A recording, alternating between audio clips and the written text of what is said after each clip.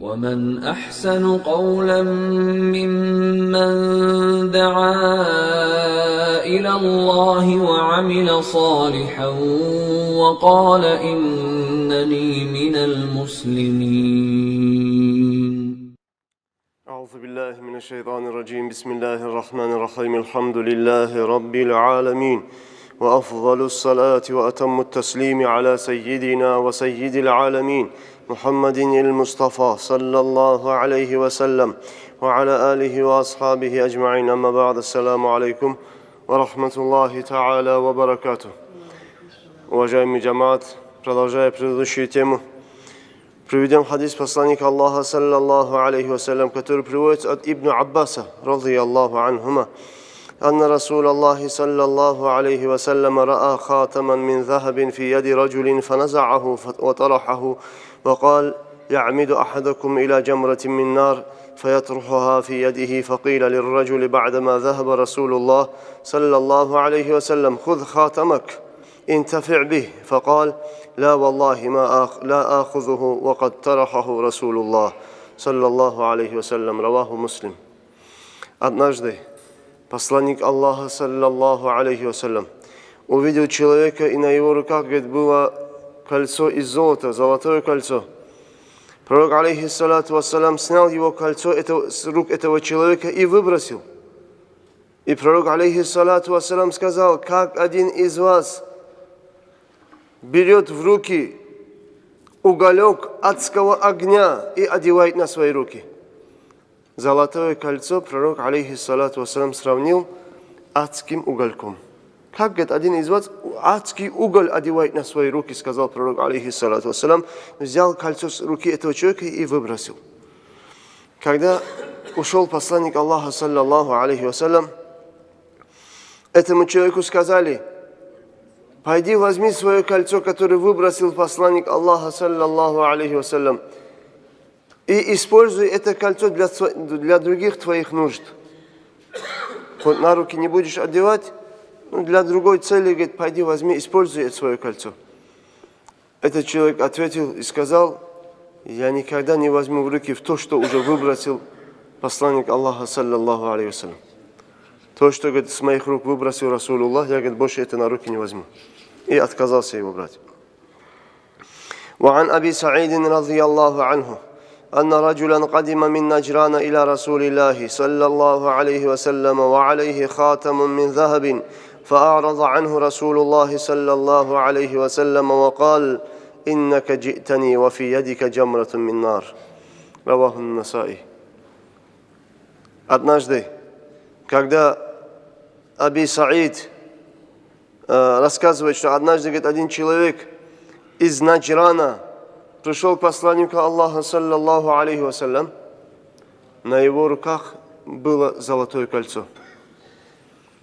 Когда увидел этого человека посланник Аллаха, саллаллаху алейхи вассалям, отвернулся от него, не стал с ним разговаривать и к нему поворачиваться.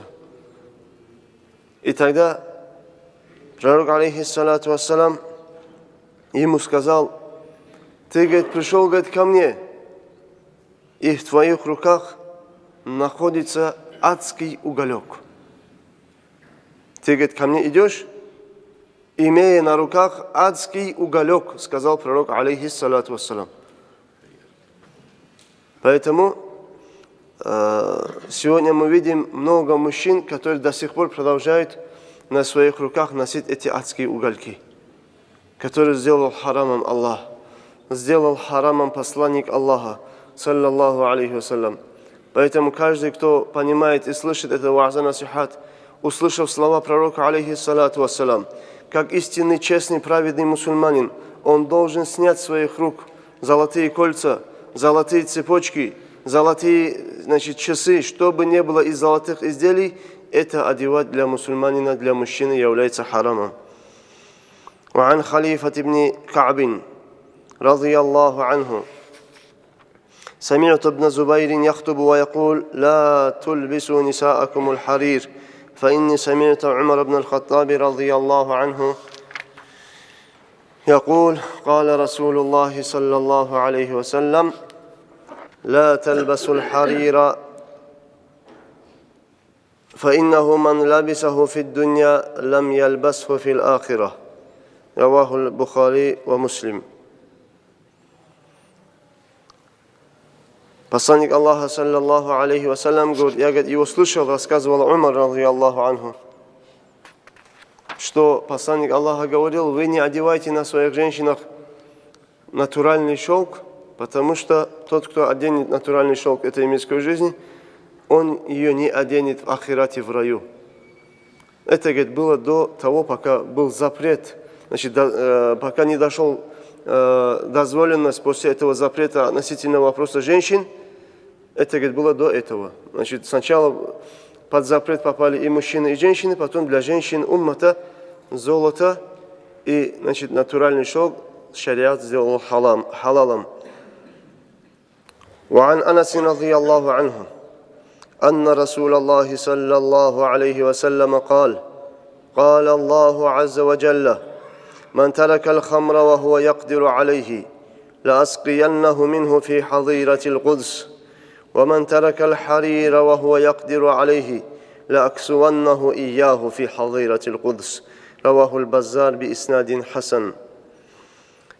Пророк, алейхиссалату вассалам, говорит, что Всевышний Аллах, говорит, сказал: тот человек, который откажется от алкоголя, имея возможность ее пить, тот, кто отказывается от употребления алкоголя, проявляя любовь к Аллаху, азза ва джалля, подчинение к Аллаху, имеет возможность, имеет средства, деньги, может при желании пойти купить алкоголь и выпить его, но он этого не делает ради любви к Аллаху, ради подчинения к Аллаху, то Аллах обещает и говорит: тот, кто отказался от алкоголя, имея возможность пить, не пьет его ради любви к Аллаху, то Аллах говорит: я, говорит, обязательно, говорит, его напою из рая, из райских, значит, рек.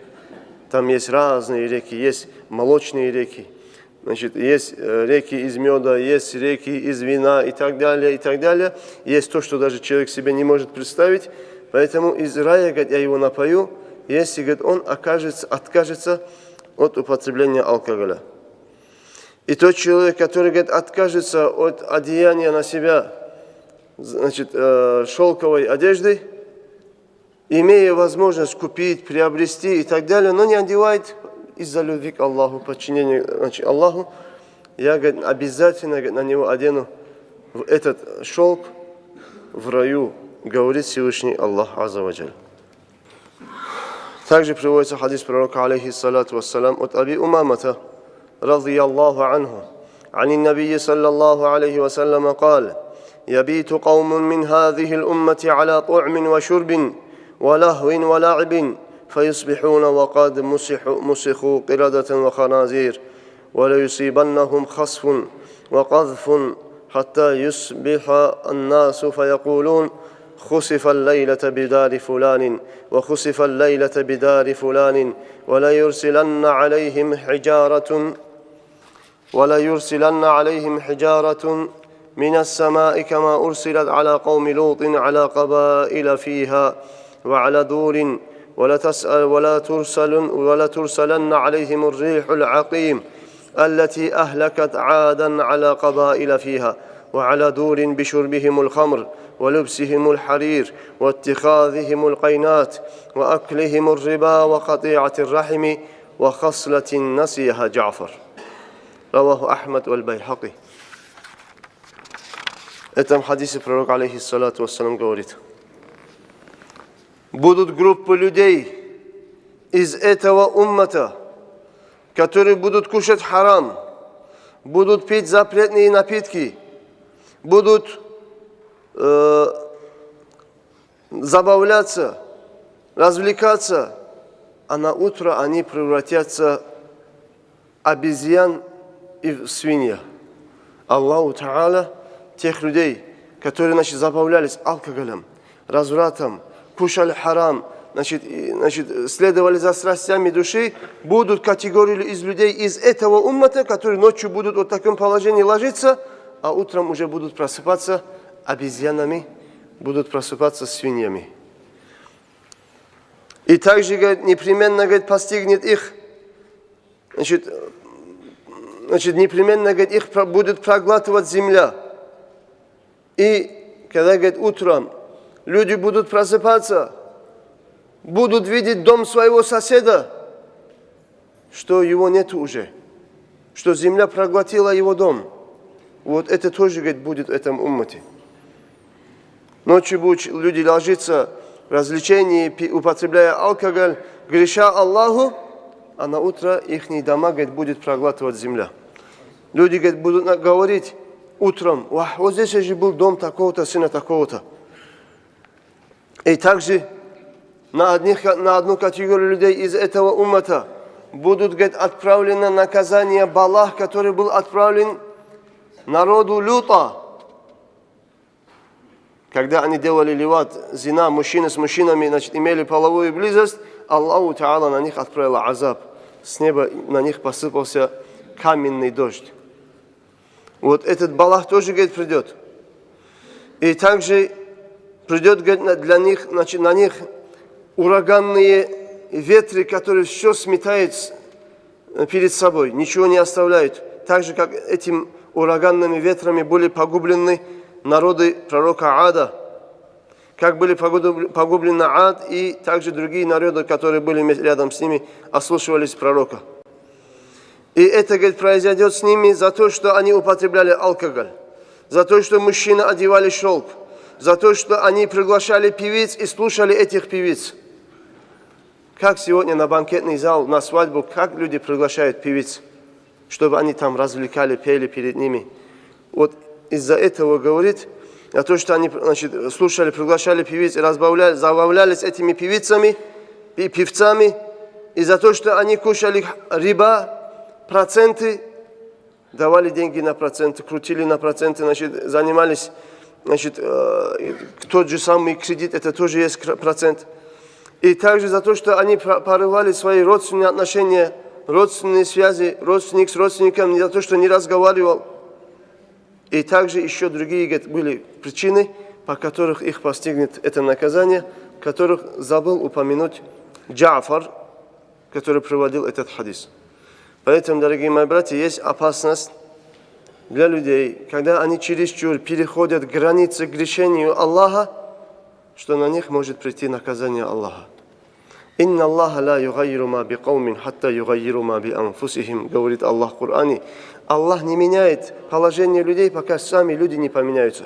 Пока люди не начнут грешить, пока люди не будут ослушиваться Аллаха, Аллах на них азаб не отправляет. Аллах не является жестоким. Аллах проявляет рахму.